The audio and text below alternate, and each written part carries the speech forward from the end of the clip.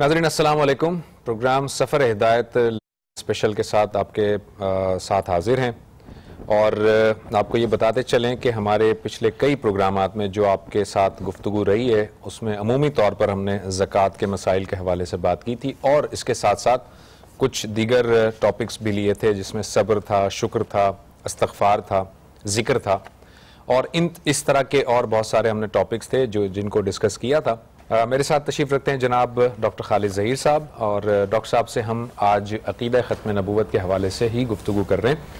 Doctor साहब, ये अक़ीदा ख़त्म नबूवत की जब हम बात करते हैं, पहले एक जनरली अगर मैं बात करूं तो नबूवत का सिलसिला क्यों ख़त्म हो गया है? क़यामत तक के अंदर क़यामत तक जो इंसान आएंगे ज़ाहिर है गुमराही उनमें भी फैलेगी और बिगाड़ उनमें भी आएगा, तो अब उस बिगाड़ की तस्हीह करने के लिए और उसको सही करने के लिए अब नबूवत का सिलसिला क्यों बंद कर दिया गया?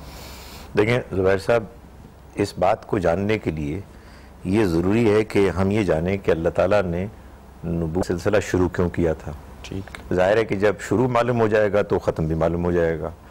तो कुरान मजीद से मालूम होता है कि इब्तदा में इंसान कानन नासु उम्मतम वाहिदा, एक ही उम्मत थे, सही बात को मानते थे, अक़ीदा नज़रिया भी ठीक था। फिर उनमें इख्तलाफ हुआ तो फिर ये हुआ कि अल्लाह ताला ने भेजे नबी जो खुशखबरी सुनाते और जो ख़बरदार करते और उनके साथ उसने किताबें नाजिल की। और ये सिलसिला उसने ख़ास तौर पर इसलिए किया कि चूँकि इख्तलाफ होना शुरू हो गया था ना, लोग कन्फ्यूज़ होना शुरू हो गए थे कि सही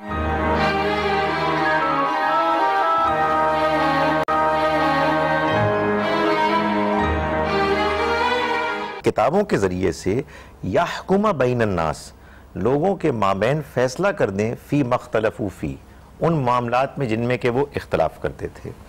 अब मालूम ये हुआ कि अल्लाह ताला की ये स्कीम रही हमेशा से कि बंदों को आज़ाद छोड़ दिया जाए, वो अपनी मर्ज़ी से चाहें तो एक रवैया इख्तियार करें, चाहें तो दूसरा रवैया इख्तियार करें। ताहम अगर उन्हें किसी अहम मामले में अल्लाह की रहनुमाई की ज़रूरत हो तो पैगंबरों के सिलसिले के नतीजे में जो रहनुमाई है और बिलखुसूस जो किताब मौजूद है उसके ज़रिए से वो सही बात को समझ पाएँ। जब अल्लाह ताला ने यह तय कर लिया कि नबी सल्लल्लाहु अलैहि वसल्लम के साथ आने वाली किताब और दीन महफूज रहेगा हमेशा के तक, यानी क़यामत तक के लिए, तो फिर इसकी ज़रूरत बाकी नहीं रही कि मज़ीद कोई पैगंबर आएँ और वो आके लोगों के सामने कोई पैगाम पेश करें। वो क्या पैगाम पेश करेंगे?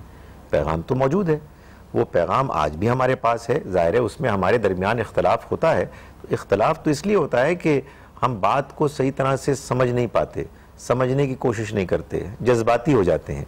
वरना कुरान ये बताता है कि अब ये रहती दुनिया तक के लिए वो सोर्स है कि जिसकी मौजूदगी में अगर कोई दयानतदारी से चाहता है कि उसे मालूम हो कि हिदायत क्या है, अल्लाह की मर्ज़ी क्या है, तो उसमें मौजूद है।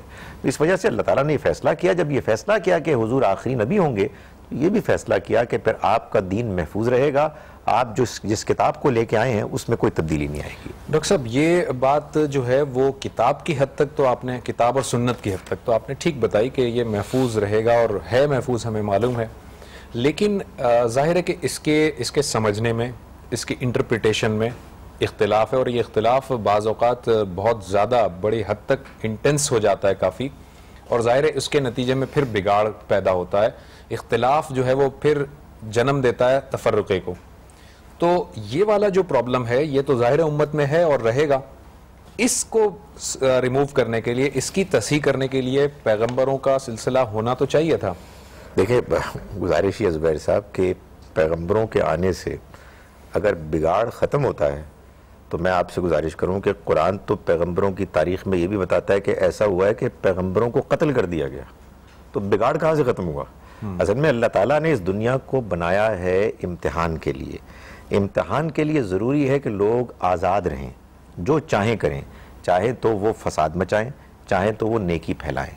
इस सारे इम्तिहान के सिलसिले में अल्लाह ताला ने उन लोगों के लिए कि जो वाकई हिदायत पाना चाहते हैं, वाकई हिदायत पाना चाहने वाले लोग वो होते हैं कि जो बग़ैर तास्सुब के, सच्चाई के साथ, संजीदगी के साथ हिदायत को समझना चाहते हैं, उनके लिए वो सोर्स मौजूद हो कि जिस तक वो जाएं, अप्रोच करें, تو انہیں معلوم ہو جائے کہ ہدایت کیا ہے. باقی جو لوگ بگاڑ مچانا چاہتے ہیں، نبی صلی اللہ علیہ وسلم سے زیادہ بہترین نبوت کا دور کس کا ہوگا؟ قرآن گواہ ہے اس بات پر کہ آپ کے زمانے کے آخری عرصے تک آپ کے شہر مدینہ میں ایسے لوگ تھے جو منافق تھے. تو اس کا مطلب یہ ہوا کہ پیغمبروں کے آنے سے یہ نہیں ہوتا کہ سارے لوگ نیک ہو جاتے ہیں. پیغمبروں کے آنے سے یہ ہوتا ہے کہ اللہ کی طرف سے لوگوں کے لیے اگر وہ ہدایت پانا چاہتے ہیں تو ہدایت کا راستہ موجود ہوتا ہے، اور وہ اب رہتی دنیا تک کے لیے اللہ نے قرآن مجید اور سنت کو محفوظ کرنے کے نتیجے میں اس راستے کو صاف کر دیا ہے. تو اب پیغمبروں کے آنے کی ضرورت نہیں ہے. یہ جو ڈاکٹر صاحب سورہ احزاب کی آیت ہے، ما کان محمد ابا احد من رجالکم ولکن رسول اللہ و خاتم النبیین، اس میں پیغمبر صلی اللہ علیہ وسلم کے بارے میں اللہ تعالیٰ فرما رہے ہیں کہ وہ جو نبی صلی اللہ علیہ وسلم ہے وہ تم میں سے کسی بھی مرد کے باپ نہیں ہیں، اور وہ اللہ کے رسول ہیں اور خاتم النبیین بھی ہیں. تو یہاں پر جو خاتم النبیین کا جو لفظ ہے، اس میں لفظ خاتم یہ کہا جاتا ہے کہ یہ مہر کے معنوں میں استعمال ہوا ہے، اور مہر کے معنوں میں استعمال ہونے کا مطلب یہ ہے کہ اب آئندہ نبی صلی اللہ علیہ وسلم کے بعد بھی پیغمبر آئیں گے، پیغمبر نبی صلی اللہ علیہ وسلم کی مہر کے ذریعے سے سرٹیفائی ہو کر آئیں گے، اور وہ کوئی نئی شریعت لے کر نہیں آئیں گے، شریعت محمدی کے فالوور ہوں گے، لیکن وہ نبی صلی اللہ علیہ وسلم کی سرٹیفکیٹ کے بعد آئیں گے. تو اس معنوں میں خاتم کا لفظ استعمال ہوا ہے. دیکھیں میں ایک اصولی بات کروں زبیر صاحب کہ ظاہر ہے کہ یہ معلوم ہونا چاہیے کہ ہم کس سے گفتگو کر رہے ہیں. جن سے گفتگو کر رہے ہیں اگر وہ کھلا ان کا ذہن ہے تو فبیا الحمدللہ ہم بات کرنے کے لیے تیار ہیں.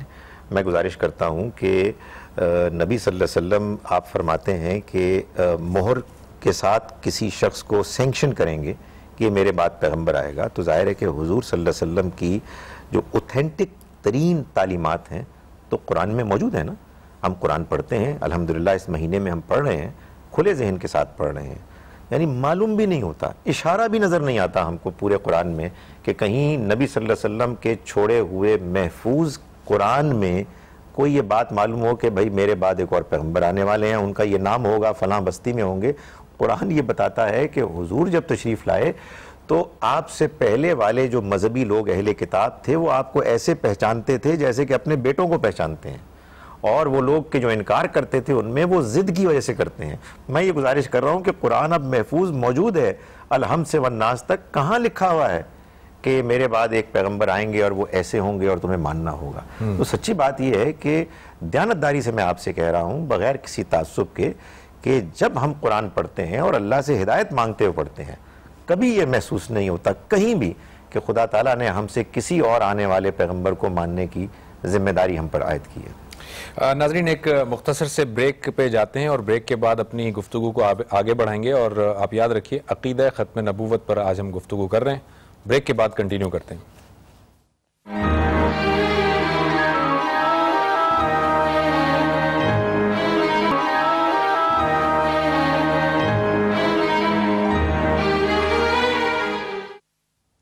جی ویلکم بیک ناظرین.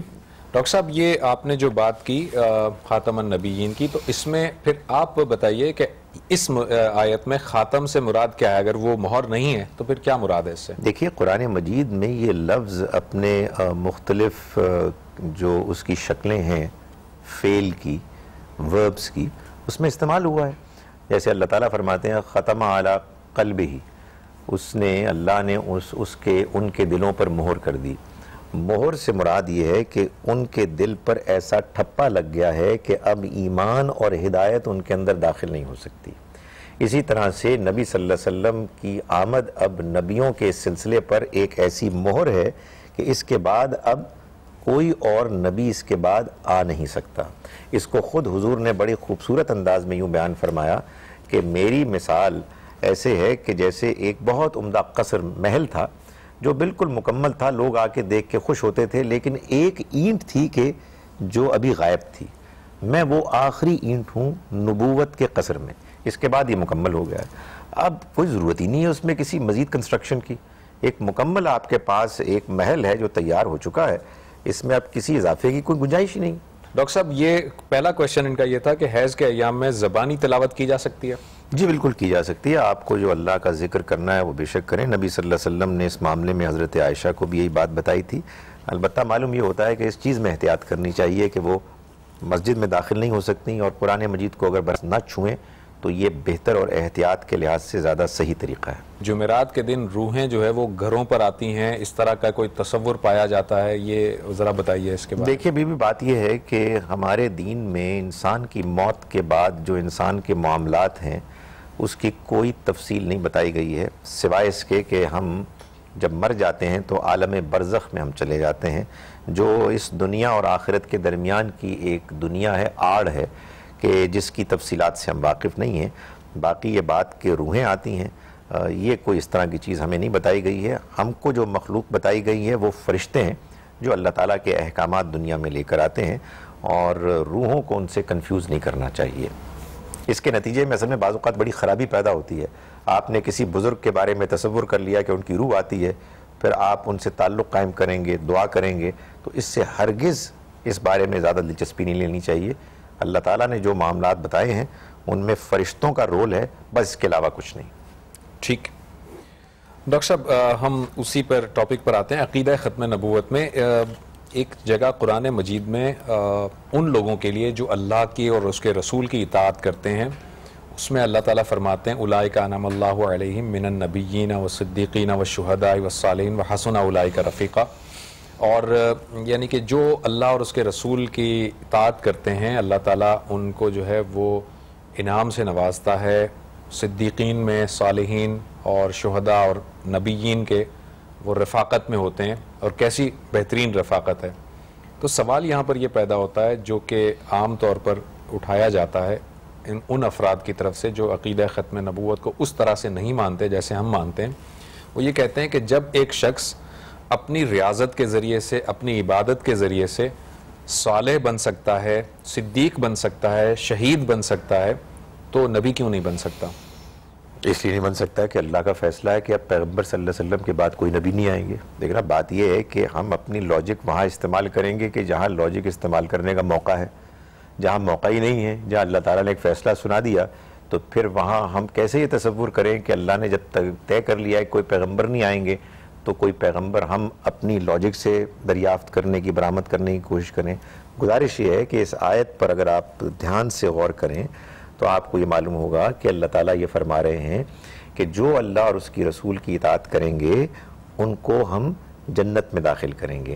اور جنت معلوم ہے کون سی جگہ ہے؟ مع الذین ہے. وہ جگہ ہے کہ جہاں ان کو نبیوں کی، صدیقوں کی، شہیدوں کی اور صالحین کی رفاقت ملے گی. اور آگے آخر میں فرمایا کہ وَحَسُنَ أُولَئِكَ رَفِيقًا، کیا ہی عمدہ رفاقت ملے گی. اس کا تعلق دنیا سے ہے ہی نہیں. نبوت کے بارے میں کہا جاتا ہے، اور یہ بات بالکل صحیح ہے، یہ وہ چیز نہیں ہے کہ جو کسبی ہے کہ آپ اپنے کسب اور محنت سے پا سکیں. یہ وہ بھی ہے، یہ اللہ عنایت کرتا ہے، اور جب عنایت کرتا ہے جب ضرورت ہوتی ہے. اب جب اس نے فیصلہ کر لیا کہ دین مکمل ہو گیا، محفوظ ہو گیا، قیامت تک کے لیے اس کو اللہ تعالیٰ نے اس کی کتاب کو اور سنت کو محفوظ کر لیا، اب نبوت کی کوئی ضرورت نہیں ہے. اچھا ڈاکٹر صاحب، یہ جو ہے سورہ بقرہ کے اندر ہم آتے ہیں تو سورہ بقرہ میں ایمان والوں کے لیے، متقی افراد کے لیے اللہ تعالیٰ نے بتایا کہ متقی کون ہیں، جو کہ غیب پر ایمان لاتے ہیں، جو آپ پر اتاری گئی کتاب اس پر ایمان لاتے ہیں، پہلے جو کتابیں اتری ان پر ایمان لاتے ہیں، نماز قائم کرتے ہیں، زکوٰۃ دیتے ہیں. اس کے بعد ہے وَبِالْآخِرَةِ هُمْ يُوقِنُونَ، اور وہ لوگ ہیں جو آخرت پر یقین بھی رکھتے ہیں. یہاں پر یہ بھی بتایا جاتا ہے کہ یہاں پر آخرت سے مراد یہ ہے کہ آپ کے بعد آنے والے، یعنی کہ گویا یہ کہ متقی افراد وہ ہیں جو آپ کے بعد آنے والے کسی پیغمبر کے آنے کا، اس کے نبی ہونے کا یقین بھی رکھتے ہیں. اور اگر یہ لوگ ہیں تو یہ اصل میں متقی ہیں، اور جو اس چیز کا یقین نہیں رکھتے وہ متقی نہیں ہیں. اس میں وبالآخرتی کے معنوں میں کیا یہ قیامت ہے، یا آخرت کا مطلب ہے بعد کا زمانہ؟ دیکھیں، اگرچہ کہ قرآن مجید میں سورہ والضحیٰ میں یہ لفظ بعد کے زمانے کے لیے بھی استعمال ہوا ہے، مگر بالعموم جہاں بھی ایمان اور عقیدے کے ساتھ اس کو بیان کیا گیا ہے تو اس میں ہمیشہ مرنے کے بعد کی زندگی کے بارے میں عقیدہ ہے کہ جو مراد لیا گیا ہے. اور یہاں جس مقام کا آپ ذکر کر رہے ہیں وہاں بھی اگر مان لیا جائے کہ بعد میں آنے والے کسی پیغمبر کے ایمان کی بات ہو رہی ہے تو وہ آخرت کا عقیدہ کہاں گیا جو قرآن مجید کی دعوت کا اصل مرکز ہے؟ معلوم یہ ہوا کہ اللہ تعالیٰ نے ایک ایسی نبوت کا ذکر تو کیا کہ جس کا کہیں اور ذکر نہیں کیا، لیکن یہ بات بیان ہی نہیں کی کہ آخرت کو ماننا ضروری ہے۔ تو اصل میں بات یہ ہے کہ یہ ایک بڑی کمزور بات ہے۔ اس میں آخرت کا ذکر جب اللہ تعالیٰ اس طرح سے کرتے ہیں کہ وہ اس پر ایمان لاتے ہیں، تو قرآن مجید میں ہر جگہ وہ موت کے بعد والی زندگی ہے، اور وہ گروہ کے جو نبی صلی اللہ علیہ وسلم کے بعد ایک اور نبی کو ماننے کے قائل بھی ہیں۔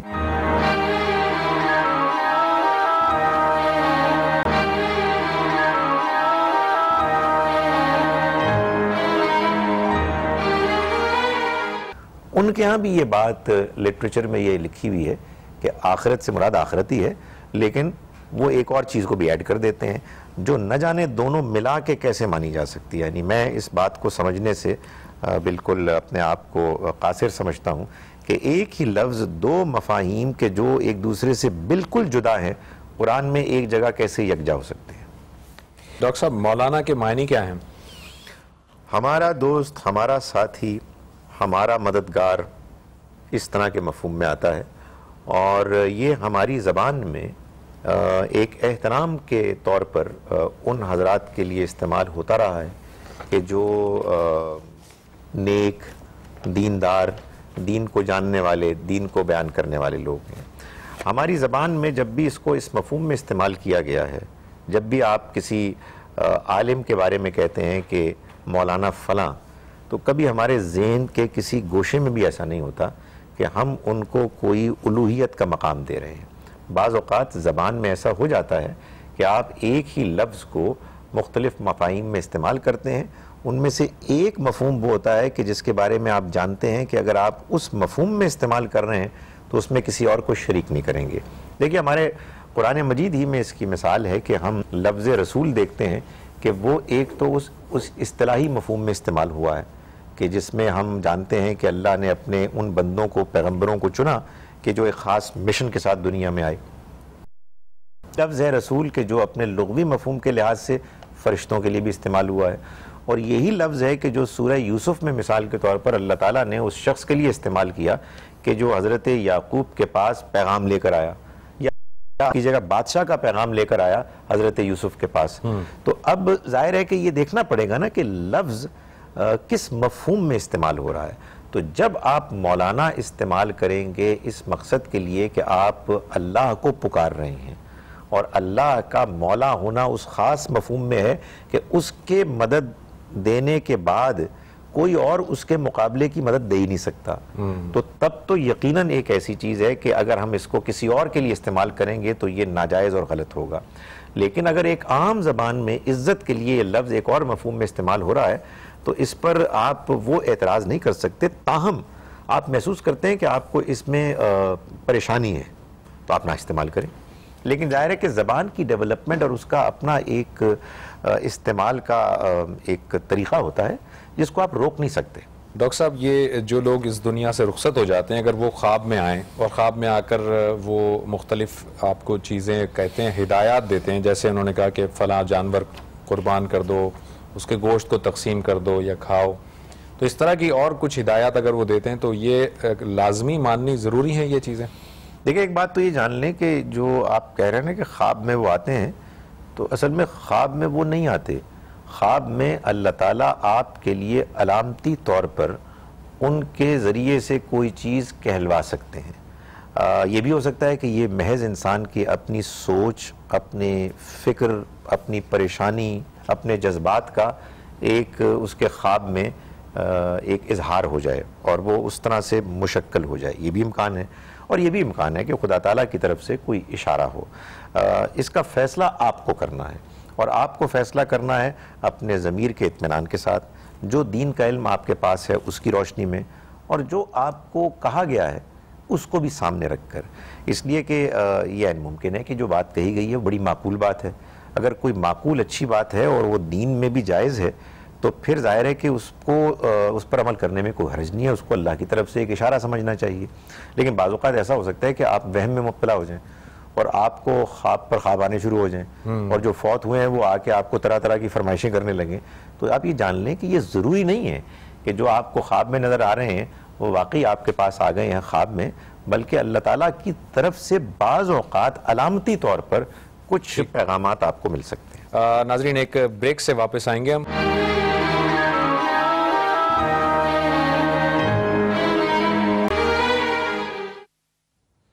ویلکم بیک ناظرین۔ ڈاکٹر صاحب پلاٹس ہیں، کچھ پلاٹ ہیں، شاپس بھی ہیں اور رینٹ آؤٹ کیے ہوئے ہیں، اس میں کرایہ بھی آ رہا ہے، یہ ساری چیزیں ہیں، تو زکوٰۃ اس پر ہم کس طرح سے دیں؟ اور خاص کر کے انہوں نے کہا کہ زکوٰۃ اگر ہم کیلکولیٹ کرتے ہیں اور وہ کوئی ایسی اماؤنٹ بنتی ہے کہ جس کے لیے ہمارے پاس فوری طور پر کیش نہیں ہے، تو کیش کو اگر نہیں ہے، کیش پراپرٹی بہت ساری ہیں، تو کیا کیش کو ہم انسٹالمنٹ میں دیں یا کچھ عرصے بعد مؤخر کر دیں، کیا کریں؟ دیکھیں جو معاملہ تو ہے نا آپ کے رینٹڈ پراپرٹی کا، وہ تو بڑا آسان ہے، اور سچی بات ہے میں بعض اوقات غور کرتا ہوں تو مجھے محسوس ہوتا ہے کہ شاید اللہ تعالیٰ یہ چاہتے ہیں کہ جو ہمارے پاس ایڈیشنل ایسٹس ہیں ان کو ہم کسی پروڈکٹیو ایکٹیویٹی میں لگائیں، اس سے زکوٰۃ کا مسئلہ بڑا آسان ہو جاتا ہے۔ آپ کو کرایہ ملا ہے، آپ اس میں 10% اسی وقت نکال دیں، اس میں تو کوئی زحمت نہیں ہے، ظاہر ہے کیش فلو کا کوئی پرابلم ہی نہیں ہے۔ پرابلم وہاں آتا ہے جہاں آپ کے پاس پلاٹس ہیں، اس لیے کہ پلاٹ جو ہے وہ اصل میں ایک ویلیو رکھتے ہیں، وہ دولت ہے، اور عام طور پر میں نے دیکھا ہے کہ لوگوں کے پاس پلاٹس بہت ہوتے ہیں، پیسے کم ہوتے ہیں، تو پھر اصل تو بات یہ ہے کہ آپ کو ان کی مارکیٹ ویلیو کے مطابق زکوٰۃ کیلکولیٹ کرنی چاہیے۔ اگر آپ اپنے مکان میں رہ رہی ہیں اور آپ کو مزید ظاہر اپنی ضرورت کے لیے مکان نہیں بنانا، وہ جو ویلیو ہے اس کا آپ کو 2.5% دینا ہے، لیکن آپ فرما رہی ہیں کہ آپ نہیں دے سکتی، تو بہرحال پھر آپ کو کیلکولیٹ کرنا ہے، اور جب کبھی آپ کو کوئی پلاٹ بکے گا تو آپ کو اس کو پھر اس میں سے پیسے نکال کے زکوٰۃ کے طور پر دینے ہیں۔ یہ ظاہر ہے کہ مشکل کام ہو جائے گا کیونکہ آپ کی زکوٰۃ پھر ایکیومولیٹ ہوگی، اس لیے بہتر یہ ہے کہ آپ اپنے ایسٹس کی ایسے مینجمنٹ کریں کہ آپ کا کیش فلو بہتر ہو۔ نہیں دیکھیں آپ کہیں انویسٹمنٹس کی اپرچونیٹیز دیکھیں کہ جہاں آپ کچھ پلاٹس کو بیچ کے اپنے پیسے کو انویسٹ کریں تاکہ آپ کو ریونیوز پیسے زیادہ آئیں، زندگی بھی بہتر طریقے سے گزاریں اور اللہ کی راہ میں بھی زیادہ خرچ کریں، ورنہ یہ ہے کہ وہ ایکیومولیٹ ہوتا رہے گا۔ ایکیومولیٹ ہوتا جائے گا۔ ڈاکٹر صاحب یہ کوشچن ہے کہ قبروں کے ارد گرد جو ہے وہ صدقے کا گوشت جو ہے وہ پھیلا دیا جاتا ہے، اس سے تعفن بھی پھیلتا ہے، گندگی بھی ہوتی ہے، تو یہ زیادہ صحیح طریقہ ہے یا آپ کسی غریب کو دے دیں تاکہ وہ استفادہ کریں؟ میں نے غریبی کو دینا چاہیے۔ دیکھیں یہ ہمارے ہاں انفارچونیٹلی اوہام ہیں کہ جو پھیلے ہوئے ہیں اور اس کے نتیجے میں لوگ اس طرح کی حرکتیں کرتے ہیں، لیکن میرے بھائی کیا کریں، لوگوں کے دین کے معاملے میں بند ہیں، جو بات انہوں نے سنی ہے ان کا اسی پر عقیدہ ہے، وہ اسی پر عمل کرتے ہیں، اسی پر ان کا اطمینان ہوتا ہے۔ والدین فوت ہو گئے ہیں، ظاہر انسان ان کے بارے میں جذباتی ہوتا ہے، ذہن میں آپ کے بات پہلے سے کہیں بیٹھ گئی ہے کہ گوشت کا آپ ذبح کرنے کے بعد سری کو وہاں رکھیں گے تو ان کو کچھ ثواب پہنچے گا، پرندے جب کھائیں گے تو اس سے وہ دعا کریں گے۔ اس طرح کے نظریات جب لوگوں کے ذہنوں میں بیٹھ جائیں اور لوگ دین کے معاملے میں سوچنے، غور کرنے، قرآن مجید کی روشنی میں سمجھنے کے لیے تیار نہ ہوں، بہت مشکل ہو جاتا ہے۔ تو اس لیے میرا خیال ہے کہ انسان کو دعا بھی کرنی چاہیے، لوگوں کے لیے نرمی سے ان کو سمجھانا بھی چاہیے، لیکن یہ بات تو بالکل درست نہیں ہے، دین میں اس کی کوئی حیثیت نہیں ہے کہ جو آپ بتا رہے ہیں عمل۔ پلاٹ جو ہے اگر اس پہ ہم زکوٰۃ دینا چاہیں تو وہ کرنٹ پرائس پر ہوگا یا جس پہ خریدا تھا اس پہ ہوگا؟ صرف جی میں نے یہ گزارش کی تھی کہ دیکھیں جو بھی آپ کو زکوٰۃ دینی ہوتی ہے وہ ان ایسٹس پہ دینی ہوتی ہے جو آپ کے پاس ہیں، اور وہ کرنٹ ظاہر ہے کرنٹ ہی ویلیو ہوگی۔ ٹھیک ہے، یہاں پر ہم اپنے پروگرام کو وائنڈ اپ کرتے ہیں اور کل اگر ممکن ہوا تو ہم اسی ٹاپک کو آگے بڑھائیں گے، ورنہ ہم کچھ سورہ توبہ کے حوالے سے بات کو جاری رکھیں گے۔ کل تک کے لیے زبیر احمد کو اور ڈاکٹر خالد ظہیر کو اور سفر ہدایت کی ٹیم کو اجازت دیجیے۔ اللہ